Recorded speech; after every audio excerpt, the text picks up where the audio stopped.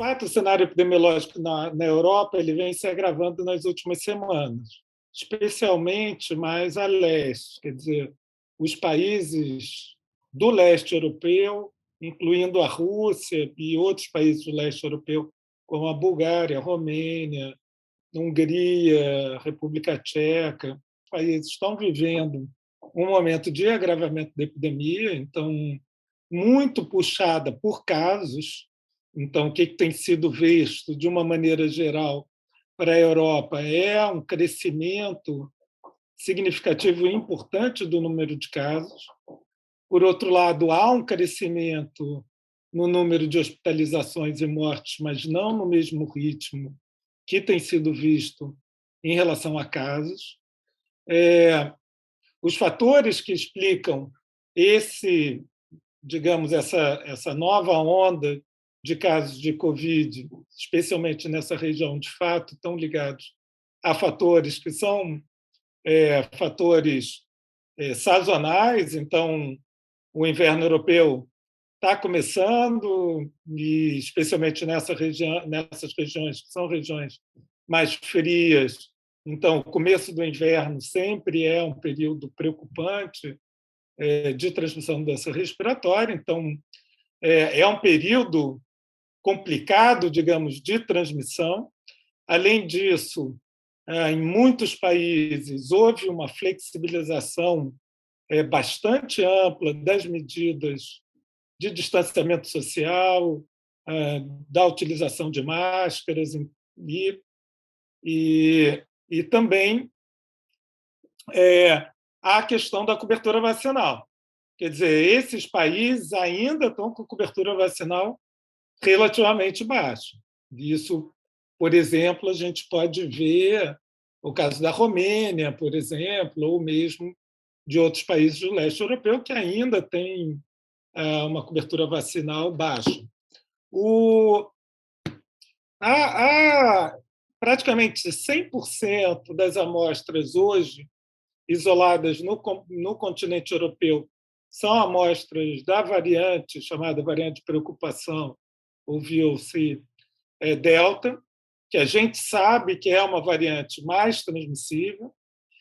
Então, esses diferentes aspectos, quer dizer, a época do ano, período sazonal de maior transmissão de doença respiratória, em função do inverno, a baixa taxa de vacinação, de cobertura vacinal nesses países, a interrupção das medidas de contenção e a presença da variante Delta, tudo leva a essa explosão de casos. Então, embora a cobertura vacinal para a Europa, de uma forma geral, já seja razoável, quer dizer, hoje a Europa ela tem em torno, se considerar o continente europeu como um todo, mais de 75% da população completamente vacinada.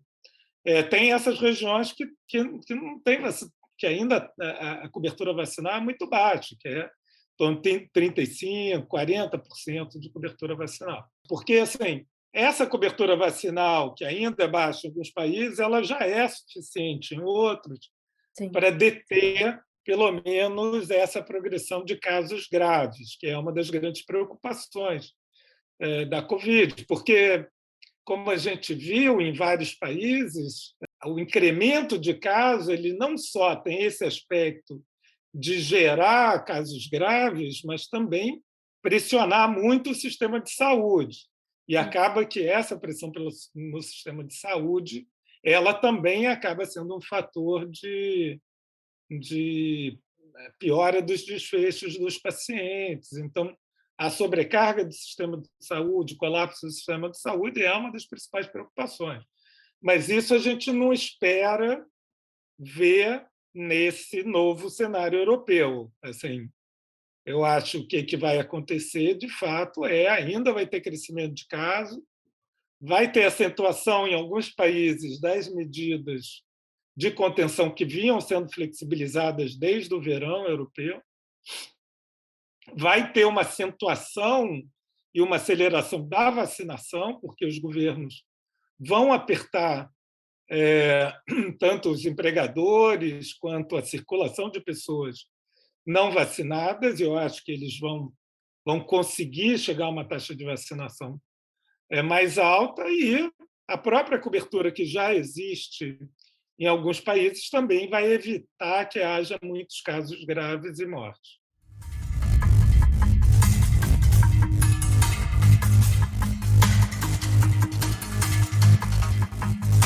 A gente está num cenário epidemiológico favorável do ponto de vista de transmissão. É curioso, porque o caso da doença respiratória no Brasil, ela costuma ter dois picos em algumas regiões. Na região sul e uma parte da região sudeste, especialmente São Paulo, grande parte da transmissão respiratória ela se dá no período do inverno mesmo.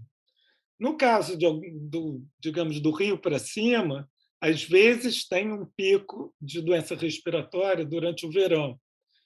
Então, a gente pode esperar uma maior circulação de doença respiratória, de vírus respiratórios ainda ao longo e no final do verão, mas a gente não espera que haja, com a cobertura vacinal que a gente está caminhando no Brasil, a ter um agravamento de casos, e assim, mesmo com a circulação da variante Delta, não é o que a gente espera. É possível que volte a ter casos, que volte a ter, mais para o final do verão, novamente uma circulação de casos, mas dificilmente nós teremos aquele cenário com casos graves, necessidade de hospitalização em UTI e assim por diante.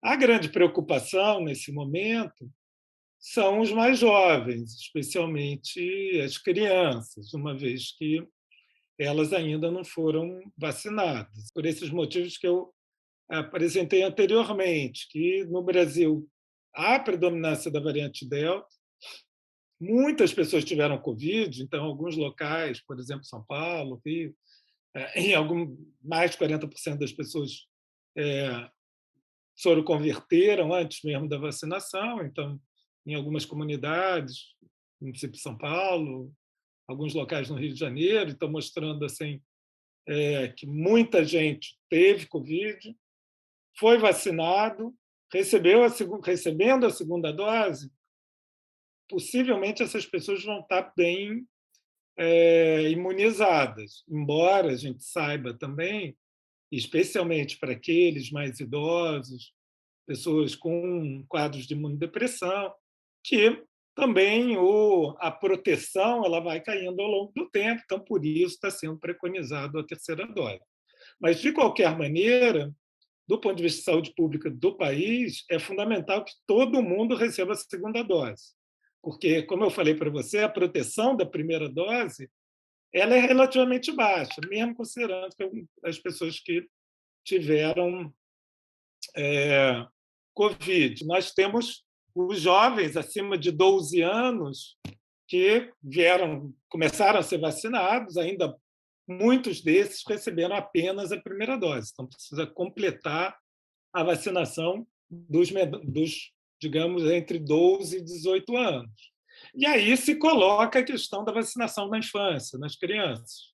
Hoje já tem evidências mostrando que a vacinação é efetiva e segura, então a gente vai caminhar, ampliar a vacinação para esse público mais jovem também, porque uma das grandes preocupações é que a Covid, o SARS-CoV-2, se torne uma doença da infância.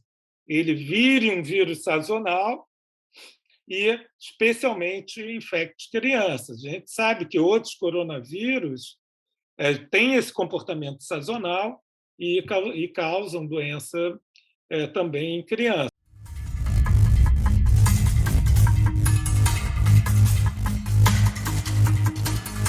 Ele é um vírus zoonótico, então ele pode infectar animais, tem um percentual muito significativo da população mundial que ainda não foi vacinado. Então, assim, até estar com toda a população mundial vacinada,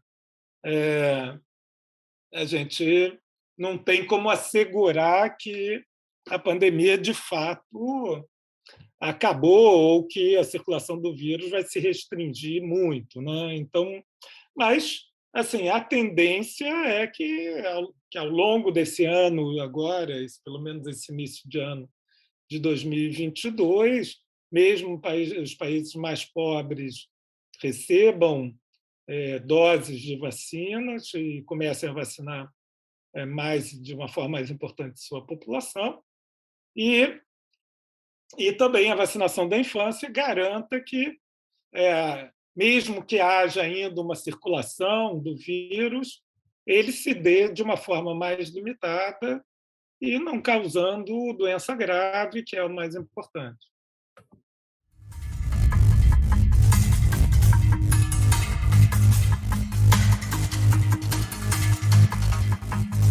Isso é uma questão que tem sido muito discutida, que é a equidade ao acesso à vacina. Quer dizer, não adianta, de fato, você vacinar a sua população enquanto grande parte da população mundial não foi vacinada, porque, como a gente viu na própria pandemia, o vírus circula, recircula, variantes que têm origem num determinado continente, rapidamente elas passam para outros continentes. Então, ainda tem risco de novas variantes surgirem que sejam mais resistentes às vacinas. Então, quanto antes mais gente estiver imunizada, mais difícil é a circulação de vírus, menor é a carga global de vírus e a menor é a chance de que surjam mutações, digamos, de preocupação. Então, sem dúvida, avançar na vacinação global é fundamental, e a posição da OMS ela é certíssima, especialmente em relação aos países ricos, que já não conseguem mais vacinar, ainda têm estoques de vacinas muito além das necessidades da sua população e que precisam disponibilizar esses estoques. No caso do Brasil, de fato, a gente está avançando rapidamente em vacinar, mas ainda, quer dizer, como eu falei para você mais cedo, a meu ver, a prioridade ainda é garantir que todas as pessoas recebam 2 doses, incluindo os mais jovens. Então, assim, a vacinação dos idosos, o reforço dos idosos, dos profissionais de saúde é importante, mas assim, quando a gente compara, ainda é mais importante que garantir a segunda dose e a cobertura vacinal do máximo da população do que garantir a terceira, porque a gente sabe que tem, por exemplo, estados brasileiros que ainda estão com cobertura vacinal baixa. Então, quando a gente olha São Paulo, por exemplo, está com uma cobertura vacinal já próximo a, pelo menos com uma dose a 100%, ou mesmo mais de 100%. Né? Se nós olhamos o Pará, o Amapá, Rondônia, o Maranhão, essa cobertura vacinal ainda é baixa. E, continuar lutando contra as fake news e contra essa bobajada que acaba sendo veiculada nas redes sociais. A vacina ela é muito segura, ela causa eventos adversos numa minoria das pessoas. Esses eventos adversos eles são, em geral, leves, e, por outro lado, elas são o que temos para, de fato, controlar a pandemia. Por outro lado, ainda é importante manter algumas medidas de controle.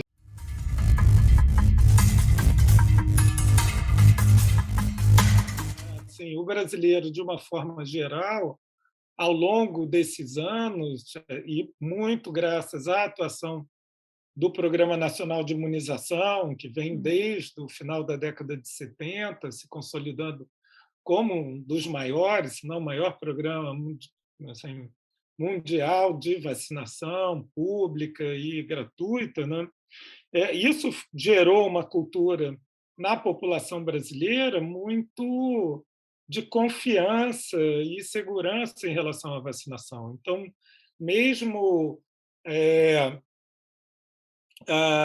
questões ideológicas, elas não foram capazes de sobrepor a essa confiança que a população brasileira tem em se vacinar.